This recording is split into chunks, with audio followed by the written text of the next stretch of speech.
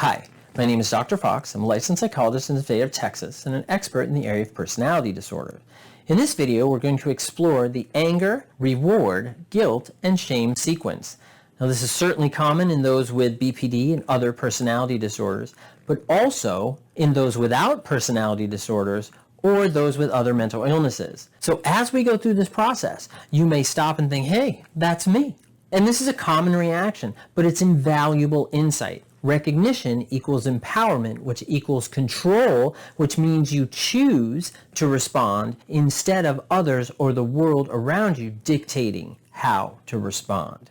So I hope you'll enjoy the video. Please like, share, and subscribe, and let's get into it. First off, let's take a look at what causes anger. A lot of us misperceive the cause of anger to believe that it's him, it's her, it's his fault, her fault, whatever it may be. But the reality is that it is this internal reaction that we have, this internal sensation that we have.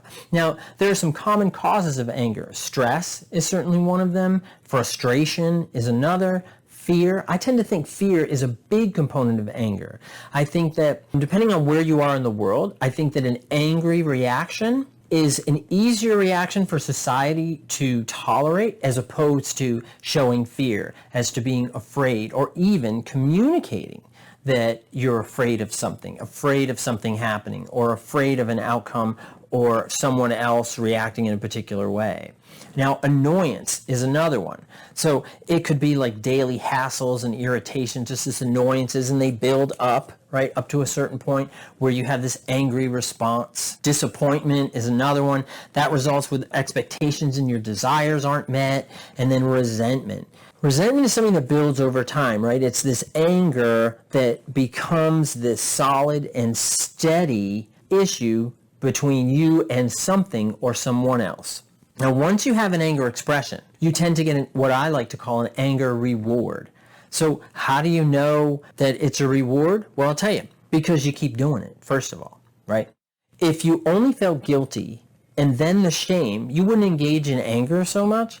We have to recognize the reward component. Is it a great reward? Not always. Anger rewards can be many things, such as an emotional release. You feel like, oh, you got it out.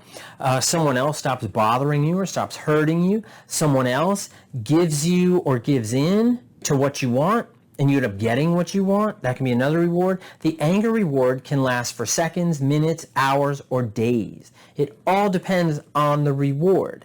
But recognize that the reward is often so close to the anger expression that it encourages it, and that's why we continue to engage in future anger episodes. So most individuals tend to have short-term anger rewards and quickly fall into guilt for their anger expression and how they negatively impacted someone else or the situation, right? You have a negative outburst, you blow up at your boss, then you lose your job, right? So it feels good initially because you're letting your boss have it.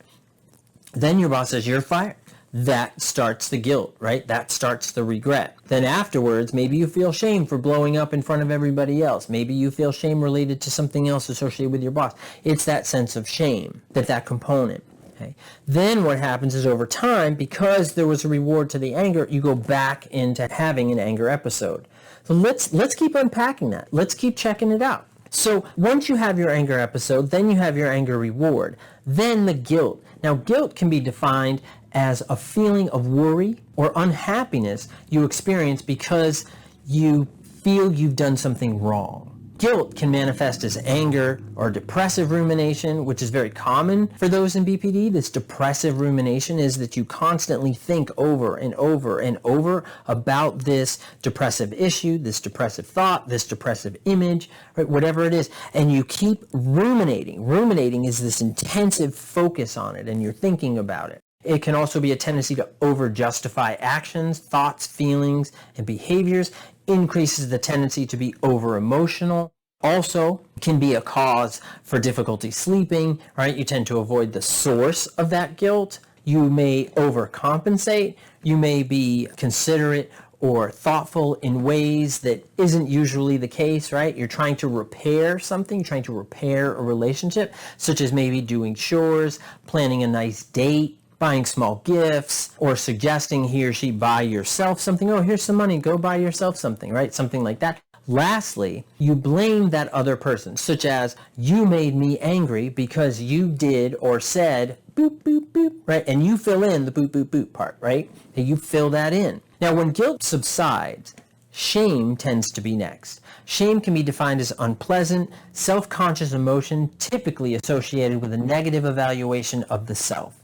This can lead to withdrawal motivations and feelings of distress, exposure, like you feel like you've been exposed, like you've lost this protective layer of yourself, mistrust, powerlessness, and worthlessness. Shame is internally poisonous. It eats away at your self-concept, your outlook on life. It degrades your ability to manage your behavior. It leads to an increased likelihood you'll have another anger episode because of this wearing away, because of this shame, is that then it turns around and it goes to feeding that anger episode. Now, I've created an anger sequence that illustrates this, about going through this sequence, going through this process. But I always like to give tools to manage it. So what do you do about it? What do you do? How do you prevent this anger sequence? How do you do it differently? So you have to identify the underlying cause of your anger. Built-in strategies to lessen the stress, frustration, fear, annoyance, disappointment, and resentment as best you can. What things can you do in order to lessen those things that are causing you stress, frustration, fear, and so on? How do you do this? I have multiple videos on these topics that can help you manage these issues. Stress, frustration, annoyance, anger, all of these things. There are workbooks that can also address this topic. I have one you might find very helpful. And if you wanted to do like a deep, impactful dive into your core content area, that's what my workbook is designed to do, to help you build surface structure strategies, more adaptive and healthy strategies, some things that you can do immediately. Some immediate management strategies include giving yourself a timeout when your anger is activated. Leave the situation as you feel your temperature rising. You can use I statements and avoid blaming and raising your voice. This only makes matter worse. Remember, it feels good right after you do it because that's the anger reward. But we know that guilt and shame usually follows, which increases the probability of having another anger episode. Now, you can use these strategies to help you manage your anger sequence, to do it differently, to get a hold of your anger and recognize that sequence, recognize the anger expression, recognize the reward that you get, that short-term anger reward. And how does it feel? What's the guilt and the shame, right? You can download a PDF of the anger sequence that I have from my website, and you can look at it, and there's some questions to help you think about it, reason it, process it, and use the strategies we just discussed. And I hope that you find it helpful. I hope you're able to do your anger sequence differently and lessen those anger episodes. And please leave any comments or suggestions you might have. I love the comment section. People leave a lot of positive and helpful things for other folks who watch my videos, and that's great. And thank you very much for your time and attention, and like, share, and subscribe. Thanks very much. Please take care. Bye-bye.